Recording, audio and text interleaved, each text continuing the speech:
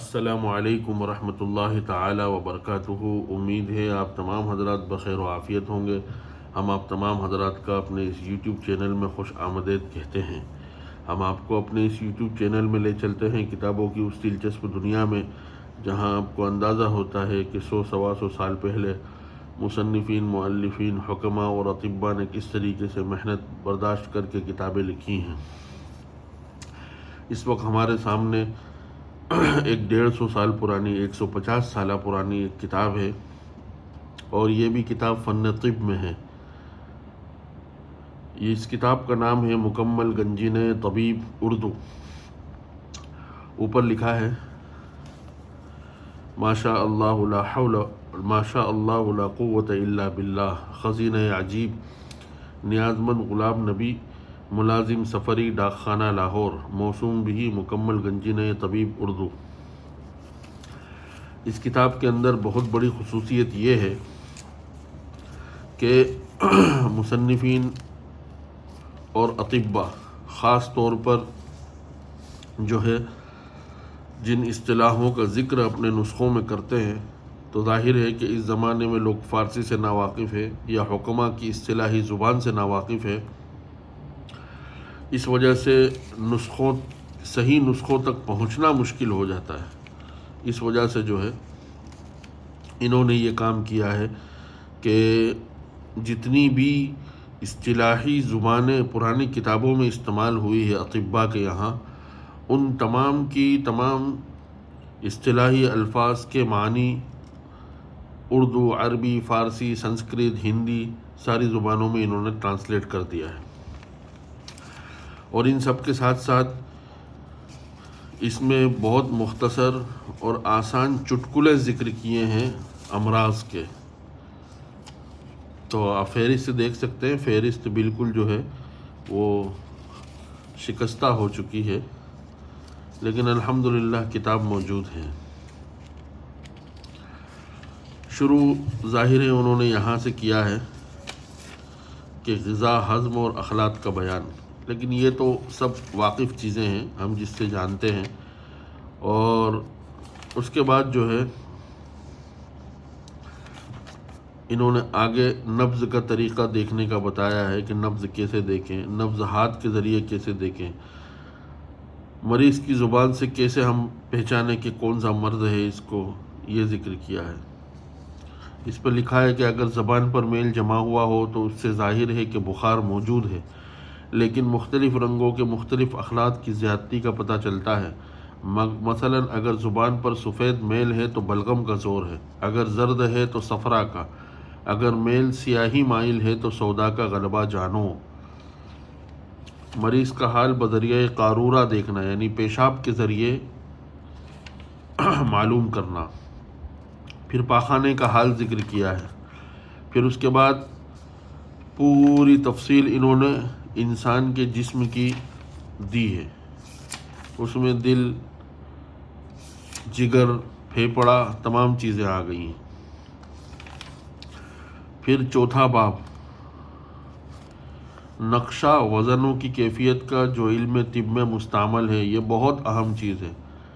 نام وزن چاول 8 خشخاش کا ہوتا ہے، رتی 8 چاول کی ہوتی ہے، ماشا 8 رتی کا ہوتا ہے، تولہ 12 ماشا کا ہوتا ہے، چھٹانک 5 تولے کی ہوتی ہے، سیر شاہی 21 ماشا کا ہوتا ہے، سیر انگریزی 80 تولہ کا ہوتا ہے، من 40 سیر کا ہوتا ہے، رطل 28 تولہ 4 ماشا کا ہوتا ہے، پیسہ انگریزی 6 ماشا 4 رتی، حبہ زرنوب رتی کو کہتے ہیں، قسط 2.5 رتل کو، قفیس 1 پیمانہ تھیلی کو، قنطار 6 من کو، کف مٹھی بھر، اوقیہ 40 درہم، استار 4 مثقال، درم 3 ماشے کا۔ تو جو اوزان فن طب کی کتابوں میں مستعمل ہے ان تمام کی تفصیلات انہوں نے ذکر کی ہے۔ پانچواں باب بیان بقائے قوت ادویات یونانی، یعنی پرانی یونانی دواؤں میں کی قوت کے بارے میں انہوں نے ذکر کیا۔ معلوم ہو کہ جو دوائی پرانی ہو جائے اس میں کچھ اثر نہیں رہتا۔ ساتواں باب علم طب کی اصطلاحوں کے نام، مع تشریح، ٹھیک ہے۔ جیسے آبزن یعنی پانی میں بیٹھنا. کس کو کہتے ہیں آبزن؟ نیم گرم پانی میں مریض کو بٹھانا، خواہ پائی دواؤں کا ہو یا بغیر دواؤں کا. اکتحال کحل یعنی سرما لگانا. انکباب یعنی بھپارا لینا. بخور یعنی دھونی. برود یعنی پوٹلی. پاشویہ یعنی پاؤں دھونا. حقنا یعنی عمل کرنا. تدہین یعنی تیل لگانا. تو تفصیل کے ساتھ انہوں نے ان اصطلاحات کا ذکر کیا ہے. لخلخہ سنگھانا. نسوق سڑاکنا. نطول تریڑا. نفوخ پھونکنا. وجور حلق میں ڈالنا. دواؤں کے اصطلاحی نام جو اہل صنعت یعنی کیمیا گروں نے رکھے ہیں: پارا، سونا، چاندی، ٹھیک ہے، ان کا ذکر کیا ہے. سیماب، سونا کو کہتے ہیں طلا. اقیاں، شمس، خورشید، آفتاب، دمب، مکنون، کنک، بطی. چاندی کو کہتے ہیں نقرہ، قمر، فضہ، سیم، سفید، دیکھ سکتے ہیں آپ. تانبے کو کیا کہتے ہیں؟ قلعی. رانگ کو، سیسا کو، پیتل کو، لوہے کو، سنکھیا کو، شورا کو، شنگرف کو، آندھک کو، ہڑتال کو، منہ سر آدمی کو، سہاگا کو، منسل کو، نوشادر کو، مردار سنگ کو، ردگار کو، ابرک کو. تفصیل سے ذکر کیا ہے. مخزن الادویہ ما خواص الادویہ، یہ بہت اہم چیز ہے، بہت زیادہ اہم چیز ہے اس زمانے میں. ہم چیزیں تو کھاتے ہیں اس زمانے میں، لیکن ہم کو جو ہے اس کے خواص پتہ نہیں ہوتے ہیں کہ اس کے خواص کیا ہے. جیسے انہوں نے ذکر کیا ہے کہ یہاں لکھا ہے اردو میں آڑو، عربی میں اس کو خوخ کہتے ہیں، فارسی میں اس کو کہتے ہیں شفتالو. اب اس کی خواص ذکر کیے کہ سرد تر ہے، پیاز صفرا اور خون کے جوش کو ہٹائے. اس کے تخم کا تیل درد کان کو مفید ہے. شگو ایک دانگ پینا اسقاط کراتا ہے. اسی طریقے سے آنکھ مدار کا ذکر کیا. آلو کا ذکر کیا. آلو سرد، خشک اور ہضم، منی غلیظ کرتا ہے. اس کا سرما لگانا مقوی چشم اور دفع کرنے والا آنکھوں کی سفیدی کا ہے. اس کا سفوف. آلو بخارا جو ہم کھاتے ہیں وہ کیسا ہوتا ہے؟ اس کو عربی میں اجاز کہتے ہیں اور فارسی میں آلو بخارا کہتے ہیں. سرد تر ہوتا ہے وہ. آمب، آمبا ہلدی، آنولا، ابرق، ٹھیک ہے، دیکھ سکتے ہیں آپ. اجمود، اخروٹ، ادرک. اخروٹ یعنی اس کو عربی میں جوز کہتے ہیں اور فارسی میں گردگاں کہتے ہیں. گرم خشک ہے.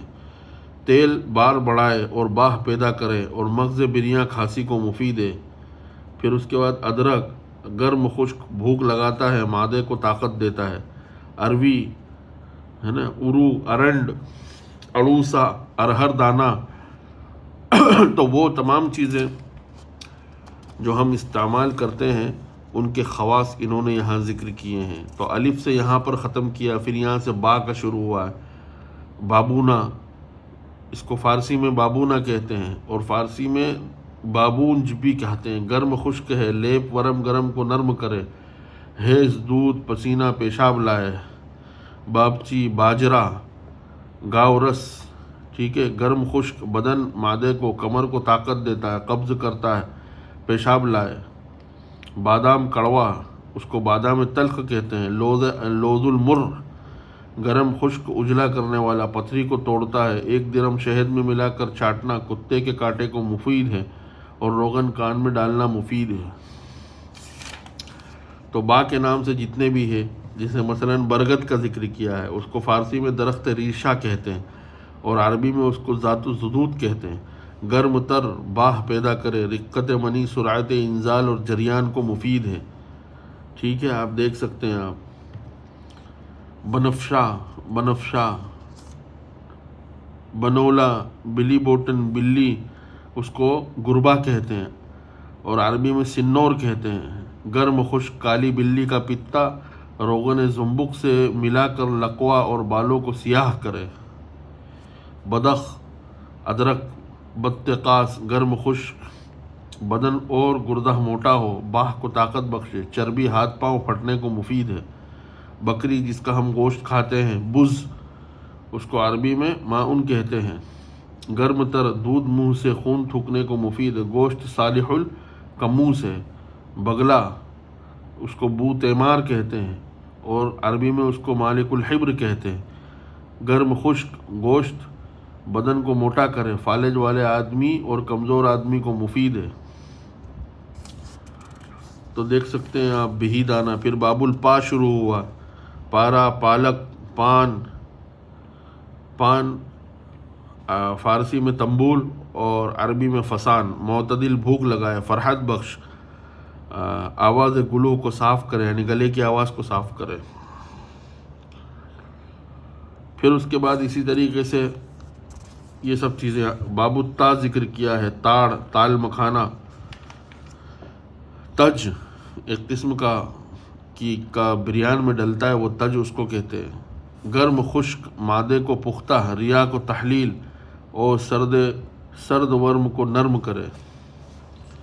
توری، تنبا، تھوہر، ٹیسو، سالم مصری. گرم تر منی پیدا کرے اور باہ کو ترقی ہو. باب جیم، جامن، ٹھیک ہے، اس کو سرد خشک خون صفرا کا جوش ہو اور گٹلی مقوی باہ مغلظ منی ہے. چاکسو، چشمہ، چاندی، چاول، سرد خشک بدن موٹا ہو اور منی پیدا کرے. پیچش اور درد گردہ و مثانہ کو مفید ہے. تو دیکھ سکتے ہیں آپ باب ہائے حطی، بہت تفصیل کے ساتھ ایک ایک چیز کا انہوں نے یہاں ذکر کیا ہے. باب سین، باب زائے معجمہ، ٹھیک ہے. اس کے بعد باب سین شروع ہوا ہے. سانپ گرم خشک باہ اور صفرا کا فساد دور کرے.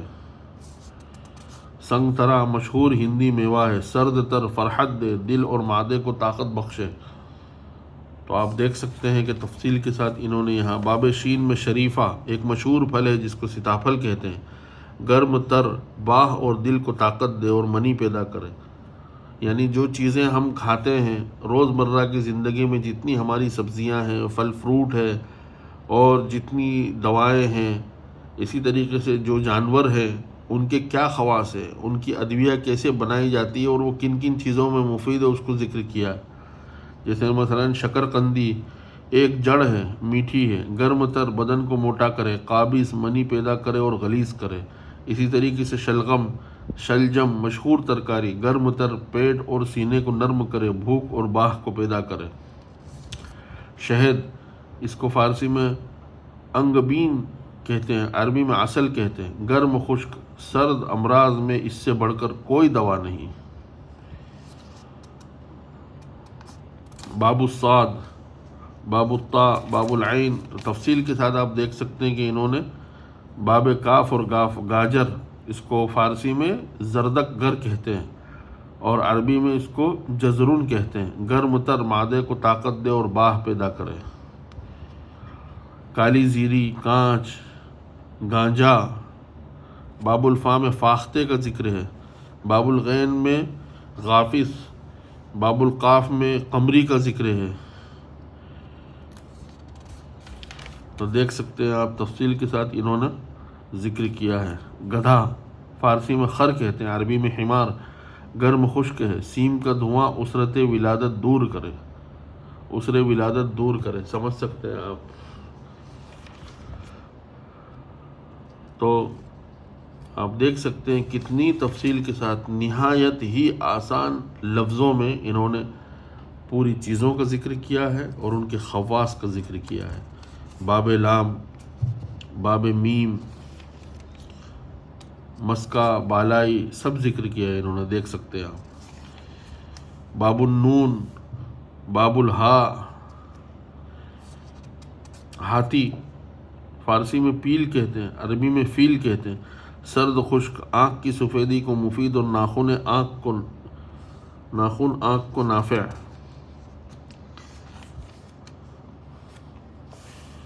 تو دیکھ سکتے ہیں باب الیا، یاقوت مشہور پتھر ہے، معتدل، سرد خشک، خفقان اور وسواس کو دور کرے.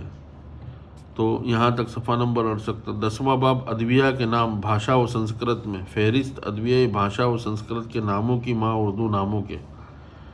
تو کتنا بڑا کام کیا انہوں نے، یعنی حکماء اور اطباء کی جو پرانی 1000 سال پرانی، 800 سال پرانی، 500 سال پرانی جو کتابیں موجود ہیں، ان تمام کتابوں میں حکماء کی ایک عادت یہ رہی ہے کہ وہ اپنے سینے کے راز کو سینے کا راز ہی رہنے دیا جانا چاہتے تھے. واللہ عالم، پتہ نہیں ایسا کیوں. اسی لیے کہا جاتا ہے کہ ہر حکیم جو ہے نہایت بخیل ہوا کرتا تھا. لیکن انہوں نے یہ کام کیا ہے کہ حکماء اور اطباء کی پرانی کتابوں کے نسخوں میں جن چیزوں کا ذکر ہے ان چیزوں کو عربی، فارسی، سنسکرت، ہندی زبانوں میں ذکر کیا ہے اور ان کے خواص بھی ذکر کیے ہیں۔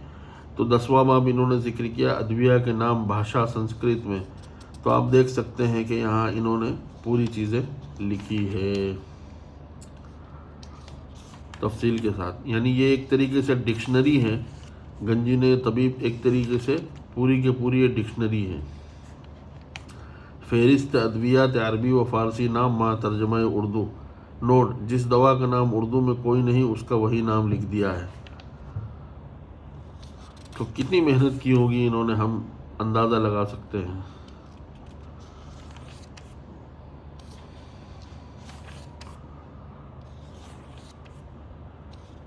کتاب دیکھیے آپ، 150 سال پرانی کتاب ہے، لیکن شان و شوکت کے ساتھ الحمدللہ ہمارے پاس موجود ہے۔ تو باب اللام بہت لمبا انہوں نے ذکر، لحم ارنب، گوشت خرگوش، لحم الخنزیر، گوشت سور، لحم الطاؤس، گوشت مور، یعنی وہ چیزیں کہ جو حکماء اور اطباء نے ذکر کیے وہ تمام کے تمام چیزیں انہوں نے ذکر کیے۔ مختصر انگریزی دواؤں کے نام مع ہندی نام کے جو دیسی دواؤں سے مخصوص ہیں، جیسے اربک گم انگریزی میں کہتے ہیں، تو اردو ترجمہ اس کا گوند کیکر ہے۔ اریکا کٹیچا، پھول سپاری، آرسینس بول، گل ارمنی، آرسینکیکو، ہڑتال، یعنی ظاہر ہے کہ اس زمانے میں انگریزی آ گئی تھی ہمارے یہاں، تو انہوں نے جو ہے انگریزوں کے لیے بھی یہ کتاب مستعمل ہو، فائدہ مند ہو، تو یہاں انگریزی کے الفاظ ذکر کیے۔ 11واں باب دواؤں کے اصطلاحی نام ان کی تاثیروں کے لحاظ سے جو نسخہ نویسی میں کار آمد ہے۔ اکال، کھا جانے والی، جاذب، کھینچنے والی، دیکھ سکتے ہیں اس کی پوری تشریح انہوں نے یہاں ذکر کی ہے۔ تو اس زمانے میں لوگ اس طریقے سے محنت شاق کا برداشت کر کے کتابیں لکھا کرتے تھے اور اتنی تفصیلات کے ساتھ وہ لکھتے تھے، یعنی حکیم اتنا لکھے گا کہ مدرات حیض، یعنی حیض کو جاری کرنے والی، تو اس کا اسسٹنٹ سمجھ جائے گا کہ کیا کیا چیزیں ہیں۔ مرغی ذکر کیا، اعضاء کو سست کرنے والی، روغن گل، روغن موم، سویا کا تیل، مسہل ولادت، بچہ جلد پیدا کرنے والی، کیا کیا ہے وہ سب ذکر کیا ہے انہوں نے۔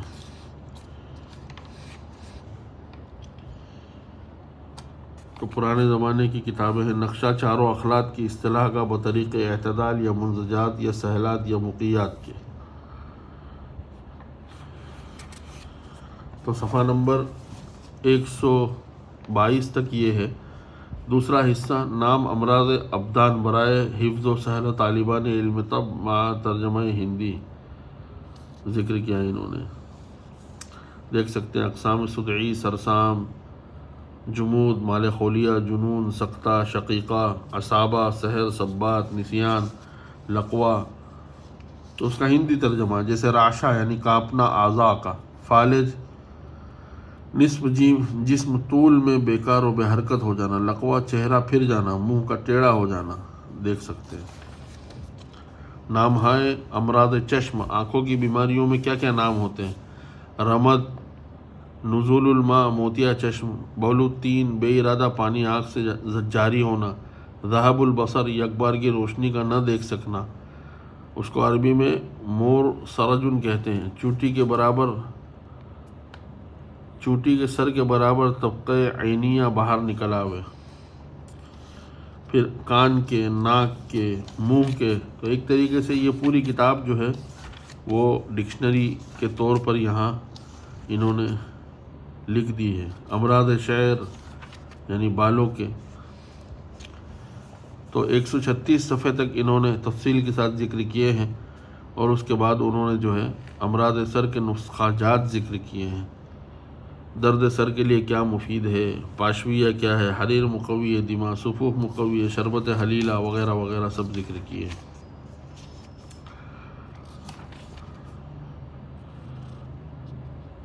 عضو کے راشا، عضو کے کانپنے کو کہتے ہیں، کثرت جماع شراب خوری اور ضعف دماغ کے سبب جو راشا ہو اس کا علاج ہو سکتا ہے، لیکن بڑھاپے اور تفرق اتصال کے رشے کا کوئی علاج نہیں۔ علاج کیا ہے؟ اس کا دودھ اور گھی بکثرت کھاوے، ورزش کرے، بیضۂ نیم برشت شہد ملا کر کھاوے، یعنی انڈا اس طریقے سے آپ سینکے کہ اس کے اندر کا کچا رہ جاوے، پھر شہد سے ملا کر کھاوے۔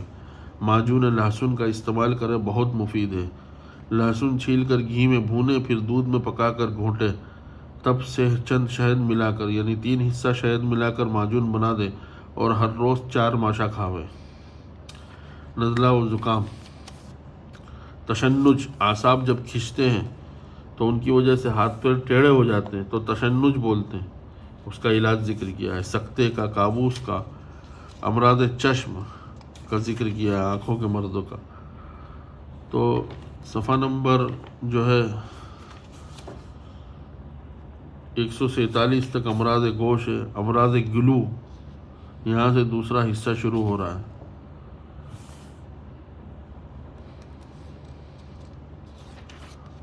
تفصیل کے ساتھ ان چیزوں کا انہوں نے ذکر کیا ہے۔ ویڈیو طویل ہو رہی ہے، پھر انشاءاللہ اس کے بعد جو ہے دوسرے حصے میں ہم تعارف کروائیں گے۔ تو تقریباً 150 صفحات کا ہم نے امراض گلو تک کا آپ کو تعارف کروایا۔ بہت سارے حضرات ہم سے یہ کہتے ہیں کہ آپ اس سے کیا چاہتے ہیں؟ تو ہم اس سے کچھ نہیں چاہتے، ہم اس سے یہ چاہتے ہیں کہ آپ کے اندر شعور پیدا ہو کہ پرانی کتابوں میں علوم و فنون بہت زیادہ ہوا کرتا تھا، اس لیے اپنے شہر گاؤں میں اگر کہیں پرانی کتابیں ہیں، عربی کی ہو یا فارسی کی ہو یا اردو کی ہو، تو اس کو محفوظ رکھیں، کسی لائبریری کو دے دیں، یا کم از کم ہم سے رابطہ کر کے ہم تک یہ کتابیں پہنچائیں تاکہ ان کی حفاظت ہو اور ان کا علوم منتقل ہو۔ اور بہت سارے حضرات ہم سے PDF مانگتے ہیں، تو انشاءاللہ بہت جلد ہم ایک لائبریری آن لائن بنائیں گے اور یہ تمام کتابوں کی PDF اس میں اپلوڈ کریں گے تاکہ تمام کے تمام کو فائدہ ہو۔ امید ہے سابقہ ویڈیوز کی طرح یہ ویڈیو بھی آپ کو پسند آئی ہوگی۔ اگر آپ کو یہ ویڈیو پسند آتی ہے تو لائک کریں، شیئر کریں، سبسکرائب کریں، اور جو حضرات چاہتے ہیں اس طریقے کی پرانی کتابیں دیکھنا ان تک یہ پہنچائے۔ امید ہے آپ ہم سب کو دعاؤں میں یاد رکھیں گے۔ آج جمعرات ہے، درود شریف کا اہتمام کریں۔ اللہم صلی وسلم علی سیدنا مولانا محمد مبارک وسلم، صلاۃ و سلام علی محمد وآلہ واصحابہ اجمعین۔ جزاکم اللہ خیر و احسن الجزاء۔ السلام علیکم ورحمۃ اللہ وبرکاتہ۔